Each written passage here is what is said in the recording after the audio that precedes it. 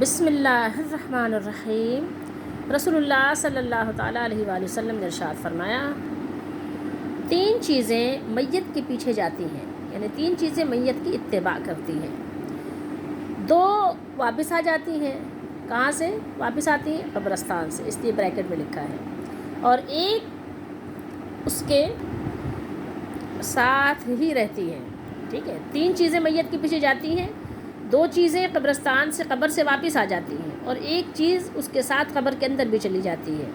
آئیے دیکھتے ہیں کہ 2 چیزیں کیا ہیں جو میت کے ساتھ چلی جاتی ہیں، 2 چیزیں کیا ہیں جو میت کے دفن کے بعد واپس آ جاتی ہیں، اور 1 چیز جو ہے اس کے ساتھ رہ جاتی ہے۔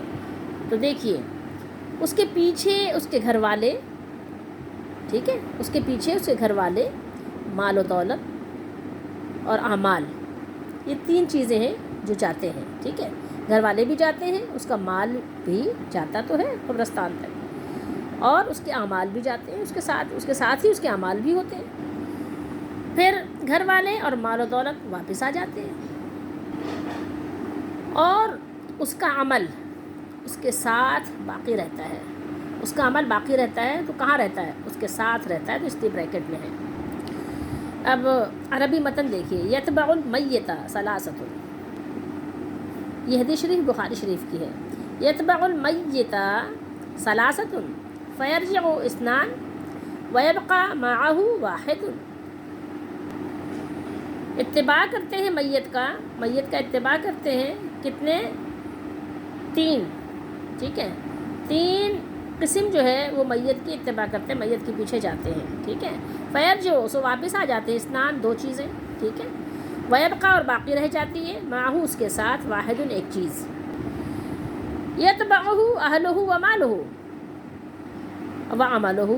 ٹھیک ہے، اس کی اتباع کرتے ہیں، یعنی میت کے پیچھے جاتے ہیں کہ کون کون سے اہل جاتے ہیں، گھر والے، ٹھیک ہے، بچے، شوہر یا بھائی بہن اور رشتہ دار، احباب، محلہ، پڑوس، دوست، احباب، یہ سب جاتے ہیں۔ ٹھیک ہے، اس کا مال بھی جاتا ہے۔ مال کیا چیز ہے؟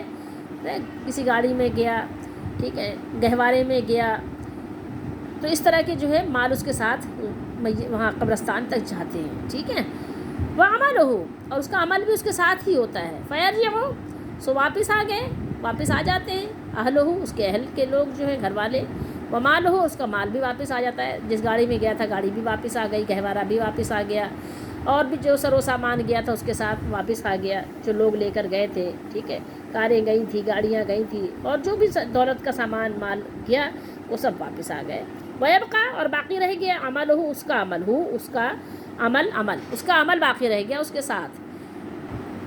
تو یہاں پر اللہ کے نبی صلی اللہ علیہ وآلہ وسلم نے اپنے امتیوں کو ایک بہترین پیرائے میں نصیحت فرمائی ہے، ان کو ایک سوچنے کی، ایک ان کو غور و فکر کرنے کی، ایک ان کو فکر دی ہے کہ فکر کرو، سوچو اس کے بارے میں کہ جس مال کے لیے تم دنیا میں مارے پھر رہے ہو، اور اپنی موت کو، اپنی آخرت کو، اپنی قبر کو، اپنے مالک کو، اپنے خالق کو بھولے ہوئے ہو، وہ سب تمہارے دنیا کے ساتھی ہیں، اور زیادہ سے زیادہ ہیں تو قبر تک ہی ہیں، بس اس کے علاوہ نہیں ہے۔ جو تمہارے ساتھ قبر کے اندر جانے والی چیز ہے وہ کیا ہے؟ وہ تمہارا اپنا عمل ہے۔ اس لیے خبردار ہو جاؤ، ہوشیار ہو جاؤ، سمجھدار بن جاؤ کہ یہ چیزیں تمہارے کچھ کام آنے والی نہیں ہیں۔ ضرورت کی حد تک یہ ضرورت تو ہے، گھر والے آپ کی ضرورت تو ہیں تو ان کو ضرورت کی حد تک رکھو، آپ کا مال آپ کی ضرورت تو ہے تو اپنی ضرورت تک رکھو، اس کو مال کماؤ، لیکن کتنا؟ اپنی ضرورت بھر کا کماؤ، کل کے لیے اور 1 سال بعد کے لیے اور پتہ نہیں 100 سال بعد تک کے لیے جو آپ تیاری کر رہے ہو اس کو چھوڑ دو۔ جس مالک نے، جس مولا کریم نے ہمیں اور آپ کو دیا ہے وہ ہماری اولادوں کو بھی دے گا انشاءاللہ۔ ایسا نہیں ہے کہ وہ ہمارے بعد بھوکوں مریں گے، ہم بھی تو اپنے والدین کے بعد بھوکوں نہیں مرے۔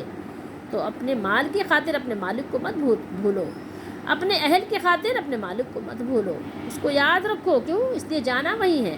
اپنے عمل کو بھرپور طریقے سے بجا لاؤ، قرآن و سنت کے مطابق عمل کرو، کبھی بھی عمل میں کوتاہی مت کرنا۔ کیوں؟ اس لیے کہ آپ کا عمل ہی آپ کے ساتھ ہوگا، قبر کے اندر آپ کے ساتھ آپ کا عمل ہوگا، آپ کی نماز ہوگی، آپ نے کیسی نماز پڑھی، آپ کا روزہ ہوگا، آپ نے کیسے روزے رکھے، آپ کی زکوٰۃ ہوگی، آپ نے کیسے زکوٰۃ ادا کی، آپ کی صلہ رحمی ہوگی، والدین کے ساتھ حسن سلوک، بہن بھائیوں کے ساتھ صلہ رحمی، اور رشتہ داروں اور پڑوسیوں کے ساتھ آپ کا حسن سلوک، یہ سب آپ کے ساتھ ہوں گے، ٹھیک ہے، آپ کی سچائی، آپ کی امانت، آپ کی دیانت۔ تو اس لیے ہمیشہ اور ہر حال میں اپنی موت کو بھی یاد رکھو اور اپنے عمل کو بھی یاد رکھو، اور اپنی دنیا کی محبت کو پیچھے کر دو، دنیا کے پیچھے مت بھاگو، ورنہ یہ آپ کے لیے کچھ بھی مفید ثابت ہونے والی نہیں ہے۔